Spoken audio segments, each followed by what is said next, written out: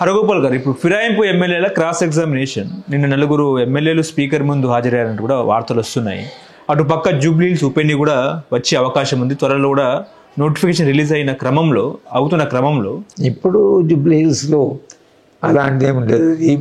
ఒక కాన్స్టిట్యున్సీ, ఆ కాన్స్టిట్యున్సీలో ఈ గొడవలు ఈ వివాదాలు ఎక్కువగా రాకపోవచ్చు. బై ఎలక్షన్ కదా, కాబట్టి అది ఎన్నికలు జరుగుతాయని నేను అనుకుంటున్నాను. అంటే ఫిరాయింపు ఎమ్మెల్యేల ద్వారా కొంతమంది ఏంటంటే ఇద్దరు ఎమ్మెల్యేలు రాజీనామా చేస్తారని, కడియం శ్రీహరి అదేవిధంగా దానం నాగేందర్ రాజీనామా చేస్తారని వార్తలు వస్తున్నాయి.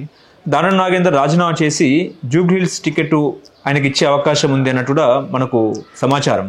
అంటే జూబ్లీహిల్స్లో ఇప్పుడు మీకు సమస్య ఏమిటంటే అది కొంత భిన్నమైన కాన్స్టిట్యున్సీ. అది తర్వాత ఇప్పుడు కాంగ్రెస్ పార్టీ అక్కడ చనిపోయిన వ్యక్తి గోపీనాథ్ గారు ఎవరైతున్నారో ఆయన బీఆర్ఎస్ పార్టీ. అవును. కనుక వాళ్ళు ఏం చేశారు, ఆయన శ్రీమతి గారికి ఇచ్చారు. కాంగ్రెస్ పార్టీ ఇంకా క్యాండిడేట్ను డిసైడ్ చేయడంలో తర్జన పడుతున్నది. కానీ అది ఏమీ తర్జన పడ్డా 3 పార్టీలు కూడా తమ క్యాండిడేట్స్ పెడతాము, గెలుస్తామంటున్నారు. ఏ పార్టీ కూడా ఈ కాన్స్టిట్యున్సీ వివాదం ఏది చేయలేదు. అందరూ ఒక క్యాండిడేట్ పెట్టారు, అందరూ గెలుస్తామని అంటున్నారు. కనుక నేను అనుకోవడం అది మిగతా వివాదాల్లోకి ఏ పార్టీ కూడా లాగకపోవచ్చు. ఎన్నికలు అయిన తర్వాత ఏం జరుగుతుంది, ఎన్నికలు అయిన తర్వాత వెళ్ళి ఛాలెంజ్ చేయడము, ఎన్నికల్లో అవకతవకలు అవి జరగవచ్చు. కానీ మొత్తంగా ఈ కాన్స్టిట్యున్సీలో ఎన్నికలు ఆగిపోతాయి అనేటువంటిది అయితే అది ఆ సూచనలు మనకేమి కనిపించడం లేదు. జూబ్లీహిల్స్లో ఎవరు గెలుస్తారని మీ అంచనా? ఏ పార్టీ గెలుస్తుంది, కాంగ్రెసా బీఆర్ఎస్ఆ? కాంగ్రెస్ పార్టీ గెలవచ్చు, ఎందుకంటే టీఆర్ఎస్ పార్టీ క్యాండిడేటే. కానీ ఇప్పుడు మనం గద్దరు చనిపోతే గద్దరు కూతురుకు సీట్ ఇస్తే సెంటిమెంట్ పనిచేయలేదు. అవునవును. కనుక ఇవాళ సెంటిమెంట్ పనిచేస్తుంది అని ఏదైతే అనుకుంటున్నారో ఆ ప్రభావం తగ్గినట్టుగా మనకు కనిపిస్తున్నది. కనుక బహుశా జూబ్లీహిల్స్ కాన్స్టిట్యున్సీలో కేవలము ఆయన చనిపోయాడు కనుక ఒక సింపతితో ఆమెకు ఓటు వేస్తారు అనేటువంటిది ఇప్పుడు మనకు కనిపించడం లేదు, ఆ ట్రెండ్ కనిపించడం లేదు. ఏంటి సార్ బీహార్ ఎన్నికలు, బీహార్లో ఎవరు గెలుస్తారు ఏంటి అంటే ఏం చెప్తారు? గెలవడం అంటే ఇది ఎట్లా ఉంటుంటే చాలాసార్లు చాలా అనుభవం ఉన్నటువంటి సెఫాలజిస్ట్ కూడా ఈ మధ్యన కంప్లీట్గా ఫెయిల్ అవుతున్నారు. గత ఎన్నికల్లో అయితే అన్ని ప్రిడిక్షన్ తప్పు వచ్చాయి. మనకు బీహార్లో ఉండే పరిస్థితి ఏదైతుందో అది పూర్తిగా మనకు అక్కడ మనం ప్రత్యక్షంగా అక్కడ వెళ్ళలేదు. కానీ ఇది క్లీన్ స్వీప్ లాగా భారతీయ జనతా పార్టీ ఉంటుందని నేను అనుకోవట్లేదు. అంటే చాలా మెజారిటీ సీట్లు గెలిచి ఇప్పుడు ఆయన 200 సీట్లు అన్నాడు అమిత్ షా. లాస్ట్ టైం 400 అన్నారు. 400 అన్నా 240 వచ్చాయి. కనుక అంత పెద్ద ఎత్తున గెలవకపోవచ్చు భారతీయ జనతా పార్టీ.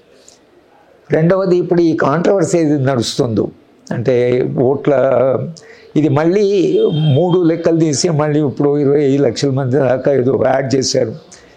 కొంతమంది 60 లక్షల మంది తీసేశారు. కొంత బీహార్ విషయంలో ఎందుకో అసలు ఓట్ల గణన అంటే ఓటింగ్ ఎన్రోల్మెంట్లోనే అక్కడ సమస్య వచ్చింది.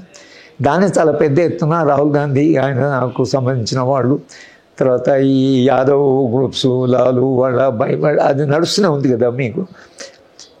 ఒకటేంటంటే హిందూ ఐడెంటిటీ అనేదైతే భారతీయ జనతా పార్టీ చాలా చోట్ల ప్రచారం చేస్తున్నదో, ఈ బీహార్ లాంటి చోట వాళ్ళకు కులపరమైనటువంటి ఐడెంటిటీ హిందూ ఐడెంటిటీ కంటే బలంగా ఉంది.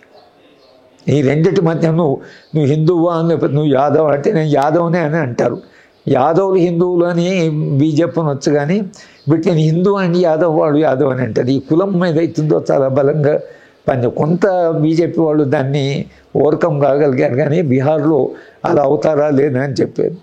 ఒక ప్రాంతీయం ఏదైతుందో ఒక ప్రాంతము ఇది ఎంఎల్ గ్రూప్స్ కమ్యూనిస్ట్ పార్టీ బలంగా ఉంది. అలాగే ఈ ఎంఎల్ గ్రూప్స్ కూడా బలంగా ఉన్నాయి. 16 సీట్లు వచ్చాయి గతంలో. ఆ ప్రాంతాన్ని కూడా భారతీయ జనతా పార్టీ గెలుచుకోవడం కొంచెం కష్టం, ఎందుకంటే వాళ్ళు చాలా గ్రాస్ రూట్లో పనిచేస్తున్నారు. కాబట్టి ఆ ప్రాంతంలో కూడా వీళ్ళకి గెలవడం అనేది ఒక కష్టమైన పని. బహుశా గెలిస్తే భారతీయ జనతా పార్టీ చాలా మార్జిన్లో గెలవచ్చు.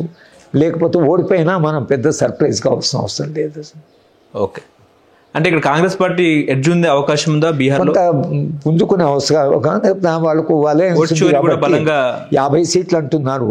50 సీట్లు కూడా ఇస్తారో లేదో తెలియదు. కాంగ్రెస్ పార్టీ ఈసారి చాలా అకామిడేటివ్గా ఉంది. ఎందుకంటే పోయినసారి అగ్రెసివ్గా మాకు అన్ని సీట్లు కావాలని తీసుకొని వాళ్ళు గెలవలేకపోయారు.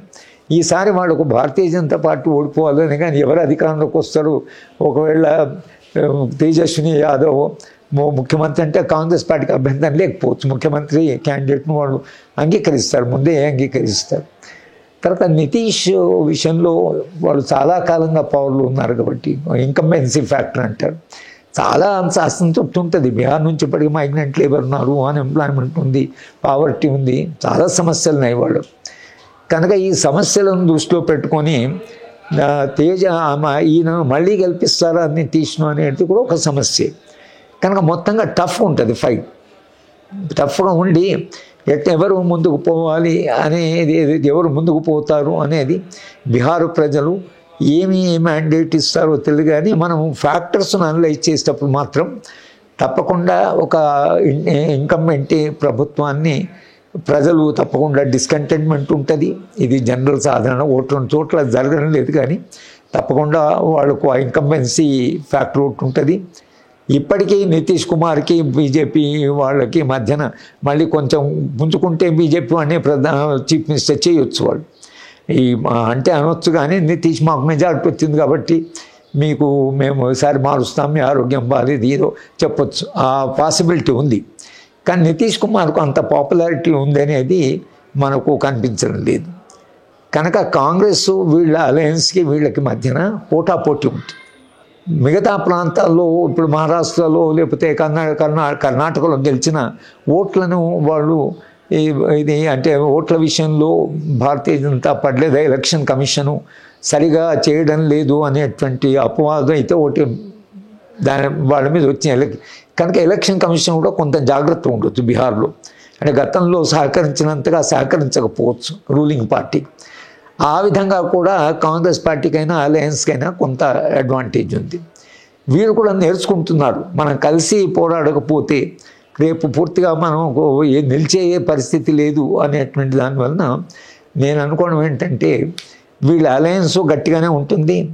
భారతీయ జనతా పార్టీ నితీష్ కుమార్ అలయన్స్ కూడా కొంత గట్టిగానే ఉంది. తర్వాత ఈ మొత్తము పోటీలో ఇది బహుశా ఈ పోటీ చాలా గట్టి పోటీ ఉండొచ్చు. ఎవరు గెలిచినా చాలా మార్జిన్గా గెలవడమే కానీ చాలా అత్యంత మెజారిటీతో గెలవడం అనేది బీహార్లో పాసిబుల్ కాదేమో అని నాకు అనిపిస్తుంది. హలో, తెలుగు రాజ్యం ఛానల్ చూస్తున్నారా? సామాజిక రాజకీయ జీవన చిత్రణే తెలుగు రాజ్యం. అతిశయోక్తులు అసత్యాలు ఉండవు. రాజకీయ కోణం కాదు, ప్రజా కోణమే కొలబద్ద. తెలుగు రాజ్యం వీక్షణ మీ ఉత్తమ అభిరుచికి నిదర్శనం.